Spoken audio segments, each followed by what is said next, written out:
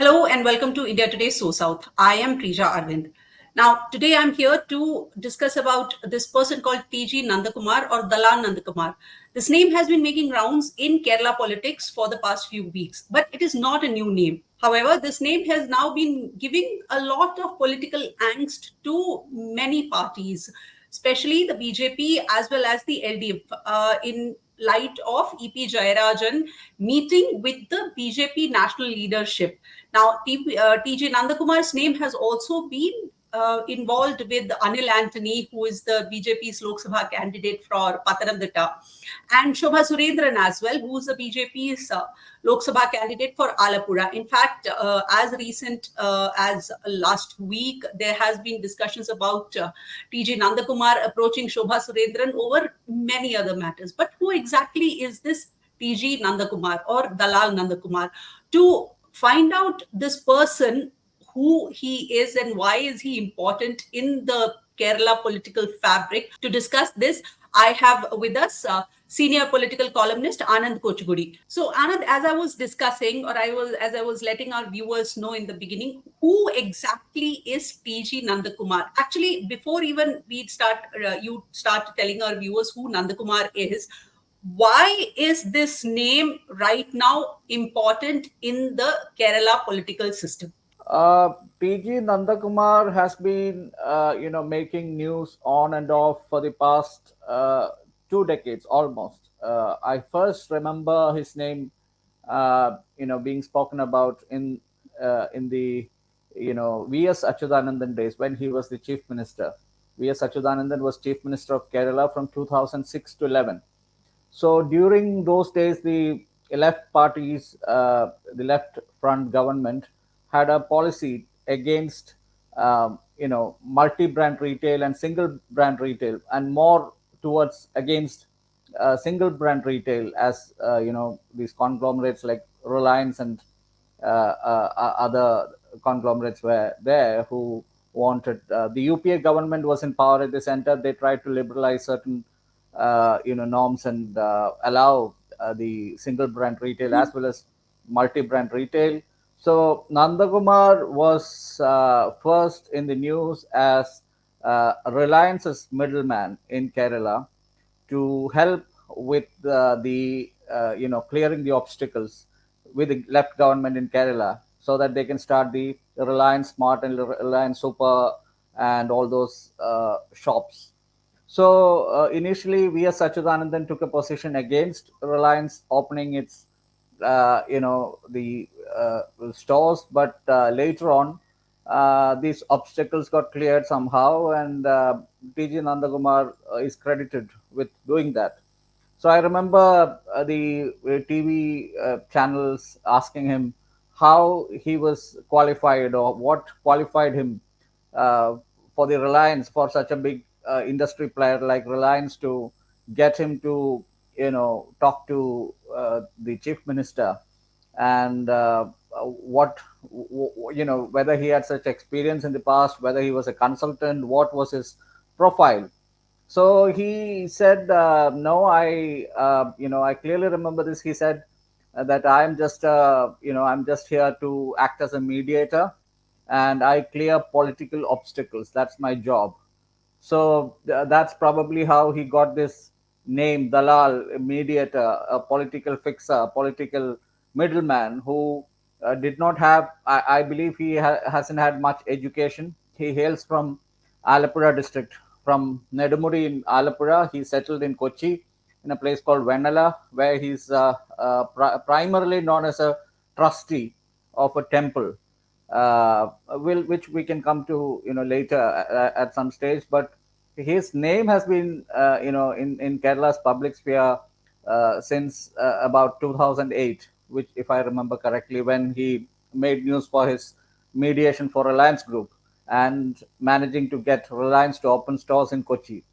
Thereby, because the left has always taken a position that the mom and pop stores would be affected if big players like Reliance came and opened their shops. Then he was in the news for being close to V.S. Achyutanandan. So while this factional feud was going on, there was the SNC Lavalin case, which made it to the Supreme Court. So there was this allegation that the TG Nandakumar had some role in influencing certain judges. He was known as a VS faction supporter at that time. That is also almost a decade, 2 decade old story. Now, Nandakumar's resurrection, so to speak, in the regional political scenario has as recent as 2 weeks ago, when up in the run up to the Lok Sabha polling on April 26th, there were Nandakumar was the name Nandakumar's name was associated with Anil Antony, especially that Nandakumar had accused Antony of taking money from him, 25 lakh rupees from him, to instate a lawyer known to him as a standing counsel for CBI in the state. Now, Anil Antony had come out and said, denied all these allegations, but Nandakumar has been in the news cycle since then. There has been more and more revelations. Now, how is Nandakumar right now relevant? Because it is going to affect two very strong parties in the state who are looking at their existence or standing ground within the state political fabric. It's not just the BJP and the CPM. Even the Congress has been affected by TG Nandakumar's revelations. For example, he made a very serious allegation against Deepthi Mary Verghese. Deepthi Mary Verghese is a spokesperson. She is a general secretary of the Kerala Pradesh Congress Committee. That is another issue. But then that allegation was also made just some 3 months ago, or 2 or 3 months ago. I mean, in this year itself, once the election kick-started. So the allegation that he made against Anil Antony is much more serious in nature, because it involves kickbacks, it involves money.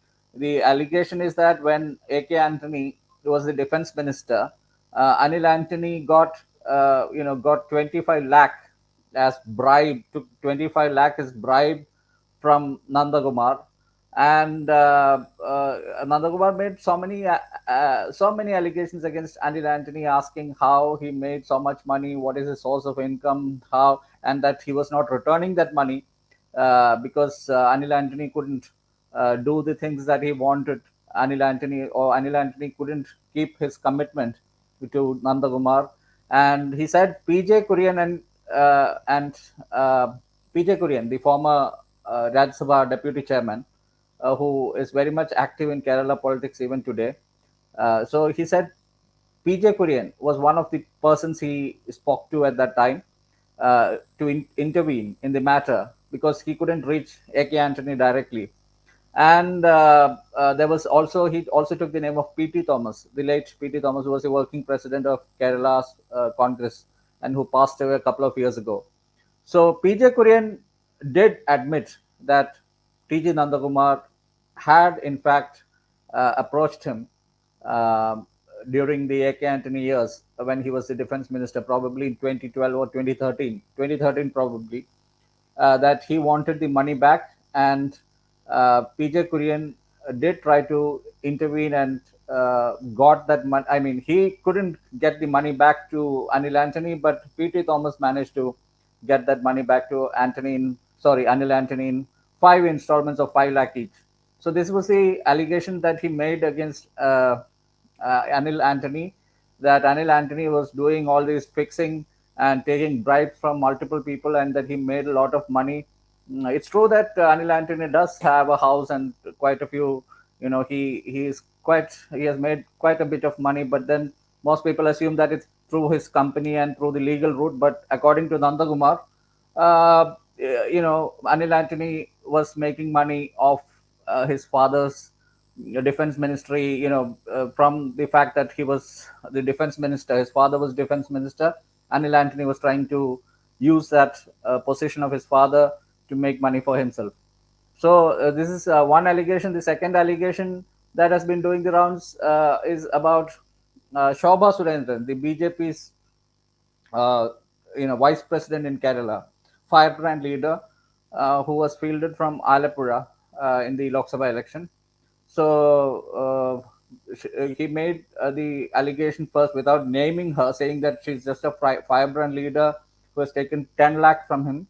And this is how the allegations and counter allegations went on till the election date in Kerala, 26th of April. So after the Anil Antony allegations, he made these allegations against Shobha Surendran. Shobha Surendran did admit to taking this 10 lakh from him, but said it was against, it was it was, taken as advance for a parcel of land that she had to sell, that she wanted to sell to Nandakumar, 8 cents of land in Thrissur. So, but there have been different versions of Nandakumar and Shobha Surendran regarding this.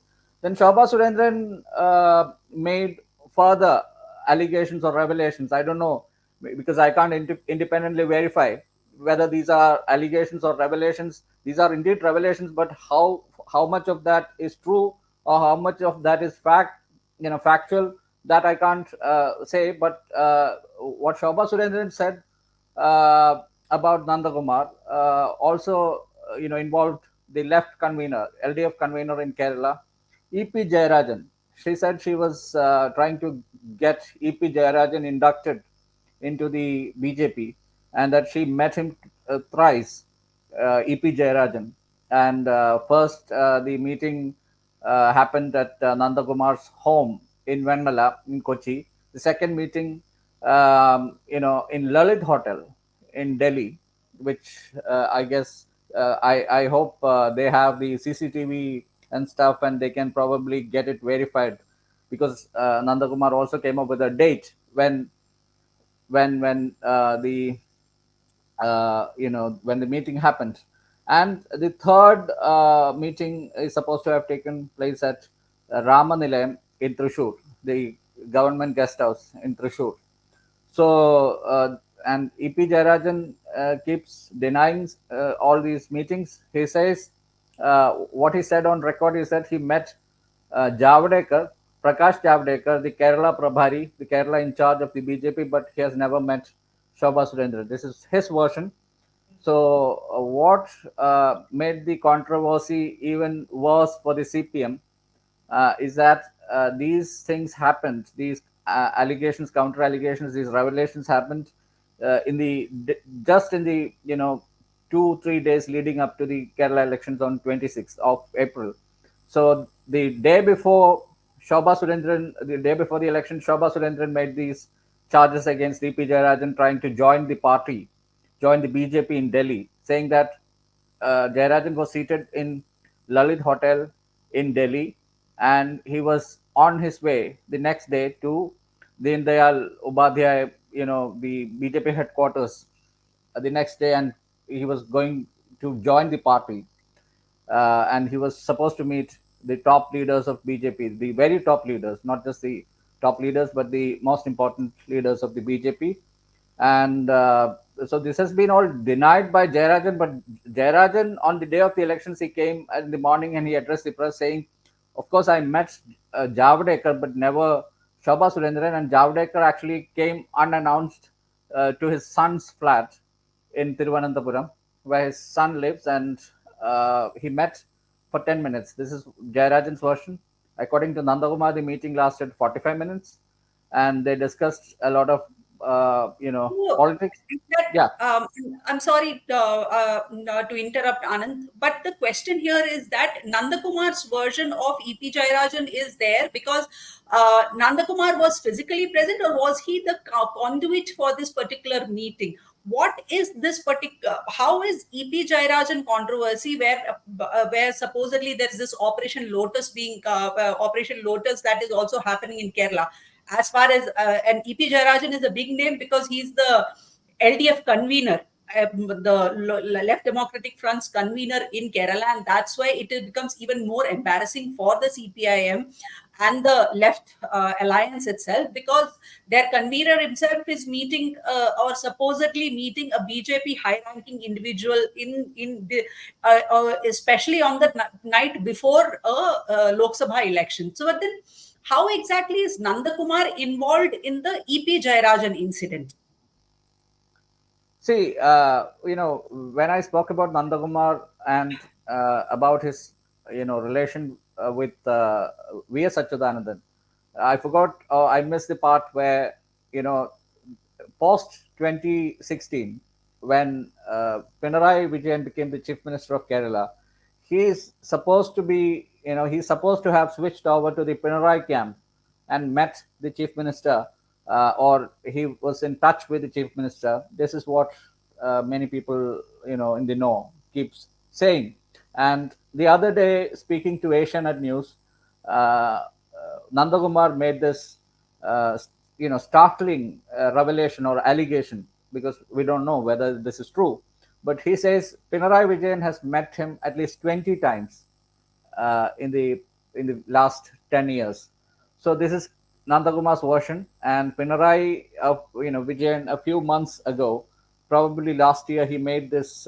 He said Nandakumar is somebody he doesn't talk to, and once he came to Kerala House to meet Pinarayi Vijayan, and Pinarayi Vijayan did not give him an audience. This is what Pinarayi Vijayan said last year. But Nandakumar now says Pinarayi Vijayan has met Nandakumar at least 20 times. So this is Nandakumar's version. So, EP Jayarajan, EP Jayarajan's meeting with Prakash Javadekar. The problem is that EP Jayarajan's meeting with Javadekar was not known to the party. This was done without the knowledge of the party. So, the funny thing is that when the Prime Minister got invited, RSP leader, the Kollam MP, NK Premachandra. Yeah, Premachandra. NK Premachandran was invited for tea with the Prime Minister in the Parliament canteen, and it was done publicly. The cameras focused on all of them, and the left in Kerala, used that, just that imagery or just that incident, to paint Premachandran as having some tacit alliance or tacit Alliance with relationship. the, Yeah, and in fact with Premachandran had come out at that time. Premachandran had come out and said, what would you do? Prime Minister, your country's Prime Minister is inviting you for lunch. You cannot look at this person and say no, especially a person of that caliber and that stature. And it is it was an open invite, and it was an open place where they were meeting. Premachandra, in fact, it had become a huge controversy in Kerala at that time, from Premachandran meeting Prime Minister. They had this whole unholy alliance with the of the UDF, because now RSP Premachandran's RSP is with the UDF, and that had given LDF a lot of ammunition to attack UDF also, because of Premachandran's one meeting with the Prime Minister in an open cafeteria, in an open lunch with other leaders. However, here we are talking about behind closed doors meeting, which apparently, again, we are using word apparently because it's all sourced information. We cannot verify it, saying that it was a planned meeting or an unplanned meeting, a meeting which the party did not know of, the party, which means the CPIM. And yet Nandakumar claims that it was an internal discussion between the BJP as well as Jayarajan, EP Jayarajan. Now, we don't know how much of it is true, but do you believe Nandakumar or Nandakumar was the person who facilitated this, or was he just a person who, knowing his background, was Nandakumar a facilitator, or was he there as an opportunist to take, or to use this to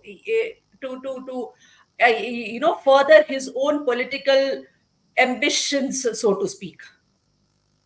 No, I would say that Nandakumar might have his own reasons, but I would say that it's not as innocuous as the left people suggest.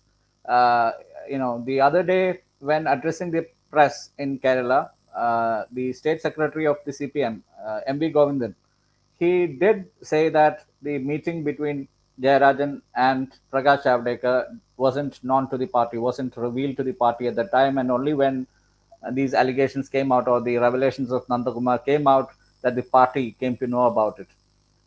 So that much has been verified, that the meeting took place without the knowledge of the CPM. And it was not known to the CPM till these revelations or allegations of Nandakumar came out in the public domain just last week. Second thing, according to Nandakumar, they went there because Javadekar wanted some quid pro quo between, Trishur, winning Trishur, and I don't know what was the thing in offer. I mean, what was offered as exchange. So according to Nandakumar, there are three versions. One is the version of Shobha Surendran. Second is the version of Nandakumar. Third is the version of Jayarajan. And then the fourth version, MV Govindan's version, is the official version of the CPM. So according to Nandakumar, in Nandakumar's version, Javadekar wanted to win Trishur at any cost. Trishur Lok Sabha constituency where Suresh Gopi is contesting. And he wanted the CPM to trade some votes, core votes, to the BJP. And that was Prakash Javadekar missive, is what Nandakumar says for the reason for Prakash Javadekar meeting EP Jayarajan. But according to Shobha, that's something else. Let's leave Shobha's allegations behind for a minute. And Javadekar, when the press approached Javadekar, he neither confirmed nor denied meeting Jayarajan in his flat, saying that he keeps meeting different party leaders, different leaders in Kerala, especially for whatever purpose outside Kerala, and that he did not reveal anything further. He gave a statement. He spoke to the Malayalam Manorama correspondent. Then later he said he did not say anything on record, that it was all off the record. And I myself did try and speak to Javadekar, but he did not want to comment about it. But according to EP Jayarajan, this meeting was just, lasted just 10 minutes. He left, and he did not have any discussion about Trishur, or he did not have any discussion pertaining to politics. It was all just, pleasantries exchanging, just exchanging pleasantries. That's his version. But according to Nandakumar, Prakash Javadekar wanted some quid pro quo deal with the CPM on Trishur. And according to Shobha Surendran, it was Jayarajan who wanted to join the party, but let's leave that aside for a moment. And Javadekar's meeting with Jayarajan assumed significance because now, because the Congress has been alleging that there's some quid pro quo between CPM and BJP in Trishur, because the BJP is desperate to open its account in Kerala, and Trishur looks like the best prospect. And there's a triangular fight there, and the Congress has been alleging that there was some trade-off, also there was some understanding. Now after all these revelations, the Congress still comes out. Muralidharan, who was the contestant, K Muralidharan, son of K Karunakaran, he is the contestant in Trishur. So he came out today and said that now it's clear that there was some deal. But the different versions, as I said, there are many different versions. But one thing is clear: Javadekar did meet EP Jayarajan. EP Jayarajan did not let that information pass to the CPM. He did not tell the party about it. So, and according to Nandakumar, this was something that he arranged at the spur of the moment on Javadekar's insistence. And Nandakumar has been seen around Javadekar more than once. When TV visuals see Prakash Javadekar landing in Kerala airport or traveling here and there, he was once seen with in Nandakumar's vehicle, alighting Nandakumar's vehicle, and Nandakumar is seen around Javadekar more than once. He keeps wearing a mask, assuming people wouldn't recognize him, but he is definitely recognizable to a lot of people in Kerala. So we mean to say that TG Nandakumar, as he is known in the Kerala political circles as Dallal Nandakumar, he is a political dalal, a political broker who brokers these kind of meetings to become the wheeler dealer or the person to go to within Kerala, so that to do what? What exactly is Nandakumar's end game here, or has been so far? What How does Nandakumar benefit out of these, facilitating these, or arranging these meetings? Nandakumar, he makes his political brokering. I think that is his primary business or primary job. He keeps coming to Delhi on and off. I have seen him on flights, and whenever he tries to get himself seated in the front row, there are some judges or some prominent personalities seated next to him. He keeps talking to them through the entire stretch of the journey, then try and create a personal bond. Later, I guess he uses these contacts for his own ends. Primarily, I guess he wants to make money, and there have been income tax and other investigations against him, but he has somehow steered clear of all these investigations, saying all these income the money that he gets through the legal route. So he claims he's a consultant. He worked as a consultant for Ambani, for the Reliance Mart stores opening in Kerala. He also mediated. He was also a consultant for Adani for the Vizhinjam project. When the Vizhinjam project was happening, the left had once again been very critical of the Vizhinjam project, saying it was a real estate deal and the Congress was just trying to make money of it, and that it wouldn't benefit Kerala in the long run. Although when the Pinarayi Vijayan government came, they somersaulted, and they also went ahead with the Vizhinjam project, just like the Umanchandi government. So V.S. Achuthanandan was totally against the Vizhinjam project, but famously Gautam Adani visited V.S. Achuthanandan. These visuals are still on YouTube. Anybody can check. So when Gautam Adani visited V.S. Achuthanandan in probably in 2014 or 2015 rather, so you can still see Nandakumar was accosting uh, Gautam Adani and son Karan Adani to meet V.S. Achuthanandan. And after that meeting, V.S. Achuthanandan was a totally different person. It seemed something had happened to him. He couldn't remember too much about the criticisms that he had been leveling against Adani and the Vizhinjam project. And after the meeting, he said, "Of course, we have some differences, but he seemed to be a converted person on Vizhinjam." So all these, these are all historical things. I mean, it's been so many years since these things happened, but Nandakumar had maintained a low profile in the recent years. We haven't been hearing much about him in the last 4, 5, 6 years. Maybe since 2016, not too much was being heard about him till he made these bombastic allegations or revelations. It seems he is just a power broker, power fixer, mediator, and he seems to just want to make money, or get these contacts to further his own games. I don't know what his end goal is, but I guess there are so many power brokers like these, people like him. Thank you so much for giving your time for us, Anand. I hope our viewers have understood the what exactly or who exactly Nandakumar is, and having Nandakumar make these revelations is becoming more and more troublesome for all parties involved in Kerala politics, beginning from the ruling CPIM to BJP, who is trying desperately to have a foothold in Kerala. It has been one of those frontiers which the BJP hasn't yet been able to conquer, and probably that is why all these brokerings and backdoor political dealings, which nobody actually has yet to establish whether they are real or just allegations, to make this much more relevant.